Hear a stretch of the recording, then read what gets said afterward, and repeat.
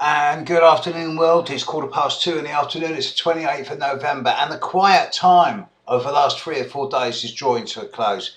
I know there's been a lot of people in the last 3 or 4 days who have been really sort of blowing their top, freaking out, letting go of stuff, but that's okay because for the last 3 or 4 days has actually seen a downturn in world situations, meaning that certain people can actually drop their shields to an extent and release a lot of pent up stress, emotion and pressure. So this last few days has been a great time for getting things out.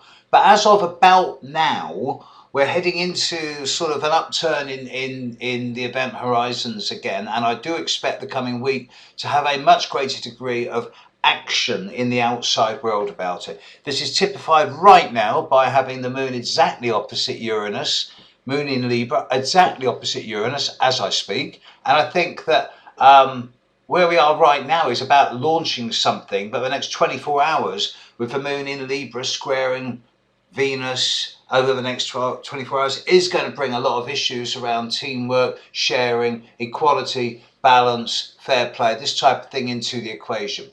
And this is minor stuff, but this is in preparation for what's coming. And when I say what's coming, I'm talking about 3 or 4 days time now. We're talking about Mars moving into Libra. We're talking about Mercury moving into Sagittarius. We're talking about a wonderful Sagittarius new moon on the 3rd of December.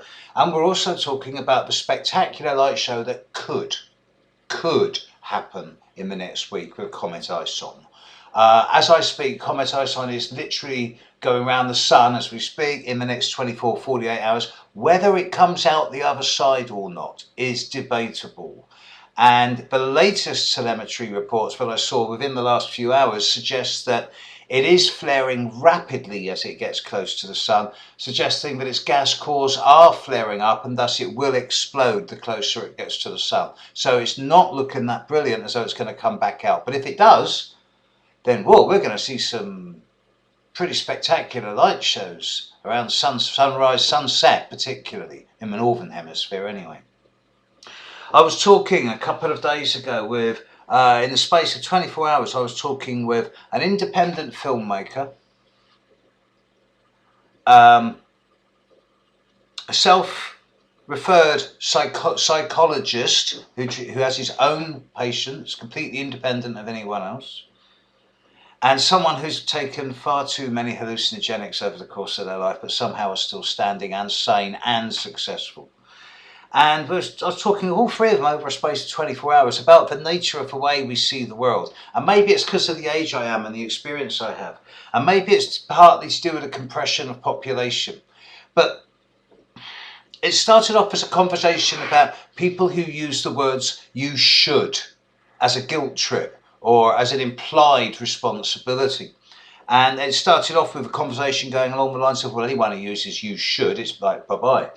And from there it moved into taking responsibility for your own status and your own actions and reactions at any given moment of time. And then with the filmmaker's help, I was able to see that actually it's not, time is such a human construct. With the exception of the lunar cycles, the 24-hour, or the spin of the Earth on its axis every day, and the spin of the Earth around the sun once a year, with the exception of those cycles, the rest of time is a human construct. And it's a linear construct designed to give us a sense of continuity. But I'm beginning to question it. This is totally off the wall, I know. But what if there isn't actually any past? What if the past only exists in the memory? What if there isn't any future because it hasn't happened yet? And it's indiscernible. It can go any one of a million different ways from this moment on. What if there is only the now, but not just now or now or now, but a selection of slices of now, from which at any moment new branches or tendrils can go out. It creates such a powerful dynamic for the moment, living in the moment, especially as you get older and you realise you could die at any stage. Just an idea. And I'll leave this one with my latest interpretation of the ideas of fate and free will. And this is something I've actually been using a long time, but I haven't used it for a few years. So to most of you, it's going to be new. Imagine Imagine you're sat on top of a tree trunk and you're looking back down that tree trunk, down to the ground, where the tree goes into the ground and the roots go into the ground. Well, what you're looking at is your past. What you're looking at is that singular straight line that goes down to your roots and foundations that links you with your base. It is a single, straight, direct route.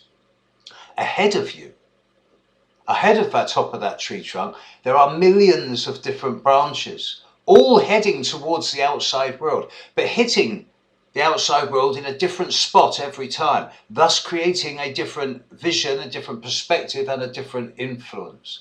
And the way that you choose to go, of course, is up to you.